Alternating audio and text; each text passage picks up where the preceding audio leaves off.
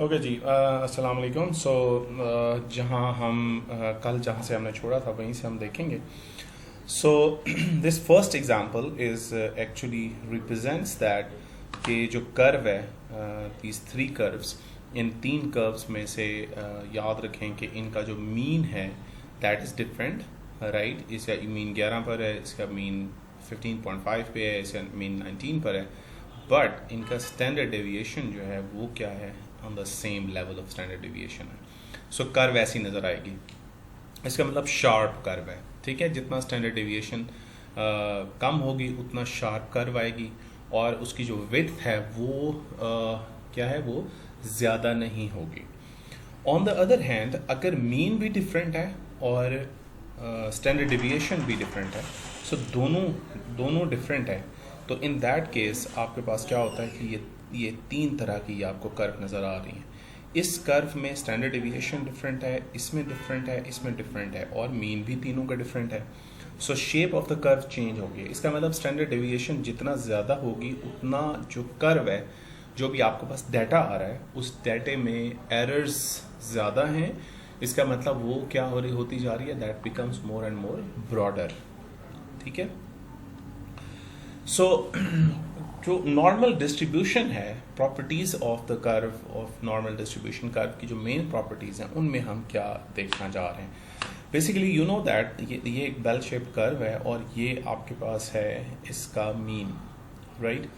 So keep in mind, इस mean से पहले या बाद में, राइट, तो वो पॉइंट जहाँ से बेसिकली जो स्टैंडर्ड डेविएशन है वो, या कर्वेचर ऑफ द कर्व जो है वो चेंज होना शुरू हो गई है। यहाँ से कर्व का कर्वेचर चेंज होना शुरू हो गया है, तो उस एरिया, उस पॉइंट को इन्फ्लेक्शन पॉइंट कहते हैं। And that inflection point is actually what, mean minus standard deviation, and this is mean plus standard deviation होती है। इसको हम रिप्रेजेंट करते हैं, that is called as inflection point. So you should know that कि जितना ये कर्व एक्सटेंड होगी further and further away from the mean, यानी इस मीन से जितना ये इस तरफ और इस तरफ जितना फैलेगी, राइट, उतना it has a chances to come closer to the X axis. ये जो ये एरिया है, ये एक्स एक्सेस के साथ टच होने के चांसेस उतने ज़्यादा होंगे। But keep in mind, it does not touch, because every time when you are going to get some data, तो कुछ ना कुछ डाटा ज़रूर आ रहा होगा, ठीक है। अनदर थिंग इज दैट जहाँ पर कर्वेचर चेंज हो रहा है उसको आप इन्फ्लेक्शन पॉइंट कर रहे हैं, और जो ग्राफ कर्व होती है वो downward between inflection point and curve upward pass the inflection point to the left and to the right. This is called as, ये यहाँ से ज़्यादा डिविएट करना शुरू कर रही है from the standard deviation. So properties of normal curve में हम ये देखते हैं कि जो basically function of F into x है, तो इसको अगर हम डिफाइन करें तो हम कहते हैं normal distribution is a proper PDF, right, and the total area under the normal curve is always unity. So keep in mind, if f to x is greater or equal to 0, then the total area under the curve is unity. Mean and variance of the normal distribution are what? Mean को आप किस से represent करते हैं, mu से, and variance means standard deviation, जो कितना very किया उसने, आपने उसे सिग्मा स्क्वायर से रिप्रेजेंट कर रहे हैं।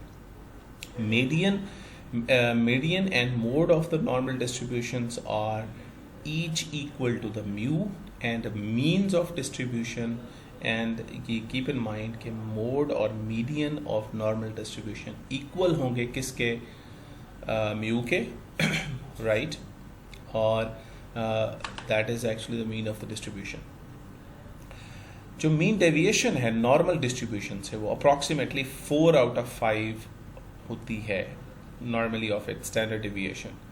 इसके अलावा ये होता है कि नॉर्मल कर्व के जो पॉइंट्स हैं, पॉइंट्स ऑफ इन्फेक्शन है, वेयर तो ये याद रखें कि normal curve has a point of infection which are equidistant from the mean, so it is on the equal side of the mean, right?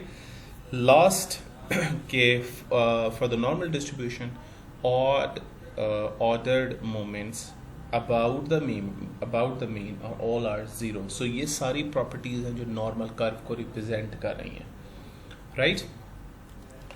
So when you are doing some kind of experiment analytical chemistry और उसमें आप randomly बहुत सारी reading ले रहे हैं, तो उसमें जो reading का curve होता है वो इस तरह का होता है, normal curve होती है, right? Normal distribution होती है और उसकी properties ये 6 हैं. अब जो अगली properties है वो भी इसी तरह की हैं कि if x is n means mu and sigma square, and if y is a minus bx then y is n. So it means that कि जो आपके पास x axis और y axis है, right, वो उनकी जो आप क्या कह सकते हैं कि वो एक जैसे behave करेंगे when you have standard deviation, यानी जो क्या कहना चाहिए, जो deviation है from the normal value वो mean value से जो distribution है error की वो ज़्यादा होती जाएगी. So sum of independent normal variable is a normal variable, right? Independent normal variable का जो sum है वो normal variable है. इसी तरह normal curve approaches but never really touches the horizontal axis on either side of the mean towards plus and towards negative, right, infinity. So keep in mind this curve is asymptotic to the horizontal x-axis. So x-axis पर normal curve approaches to close होगी x के, लेकिन it does not touch with the do not touch with the x-axis. Height of normal curve जो होती है वो maximize होती है when y mu जो है x axis पर वो mu पर यानी mu की value या mean पर maximum जो होती है height of the normal curve होती है. So normal curves are all positive for all x values, and that is why f into x is greater than 0 for all type of x values. Area under the entire curve is actually equal to 1. लिहाजा no matter what the value of mu or sigma are, area under the normal curve is a certain fixed proportion within the specified number of standard deviation on either side of the mu. For example, look at this. आपके पास ये mean है, right, और ये standard deviation है, right? So आप देखें कि ये -1 और 1 के दरमियान standard deviation जो आ रही है वो 58.26% है, right, plus minus. आपने उसका को बढ़ाया अगले पॉइंट तक जितना नीचे आए, सो प्लस माइनस 2 सिग्मा हो जाएगा ये, right, it is equal to 2 sigma. Mu वही रहा है और अब सिग्मा की वैल्यू क्या हो रही है, 2 सिग्मा हो गई है. सो 2 सिग्मा में ये वैल्यू है 95.44%. फिर जब ये 3 सिग्मा हुई है तो ये क्या हुई है 99.75%. So it is basically it's a fixed proportion of everything. ये fixed proportions हैं, ठीक है, और उसी proportion से ये onwards जा रहा है. So this is all about the property of the normal curve, and normal curve have many of the applications in analytical chemistry.